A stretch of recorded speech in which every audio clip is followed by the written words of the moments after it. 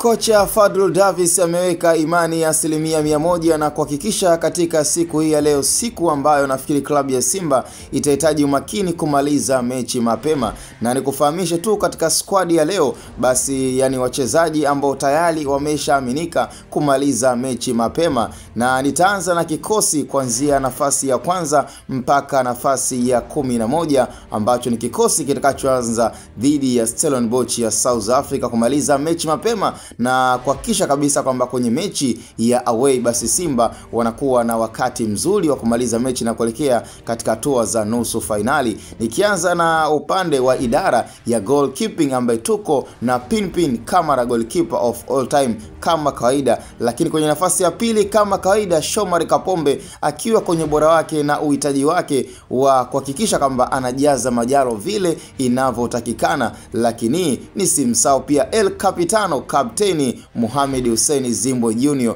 huku akisaidizana na Chamu Karabwe, na wakiweza kupata nafasi ya kusaidizana na kijana Hamza, unaweza ukamwita spare kama spare. Lakini kwenye upande wa kukata umeme kama kawaida hakuna asiyemjua Yusuf Kagoma, ambaye kwa siku hii ya leo nafikiri yeye ndo atakuwa na wakati mzuri na wakati bora kabisa wa kuwafanya Stellenbosch waendelee kupata tabu sana. Ila kama kawaida huyu ni Mkongomani asiyekata tamaa, ambaye atakuwa akireceive na kupata mipira kutoka kwa Yusuf Kagoma, ambaye ni Fabrice Luamba Ngoma. Kama kawaida yake amekuwa akifanya mipira yake kuonekana kuwa ni mipira hatari kwa wapinzani. Kwa hiyo kwa Fabrice Luamba Ngoma kama kawaida, lakini ni lazima kuweza kumpata mtu kama Jashale Awa ambaye amekuwa akipenyeza mipira kutoka kwa mawinga, ambaye tutakuwa na Eli Mpanzu kama kawaida, Faari ya DRC Congo, na bila kumsahau pia Kibu Dennis Prosper, huyu unaweza kumuita mkandaji. Hata Diara naye mwenyewe pia anamfahamu na anamjua. Lakini kwenye upande wa striker refu kuliko goli ambaye atakuwa akisimama katika engo na kusimama katika nafasi za kuweza kufanya maamuzi, basi kwa siku ya leo hatutakuwa na huyu mwamba anaitwa Ateba, lakini tutakuwa na Steven Dese Mukwara. Hichi ni kikosi ambacho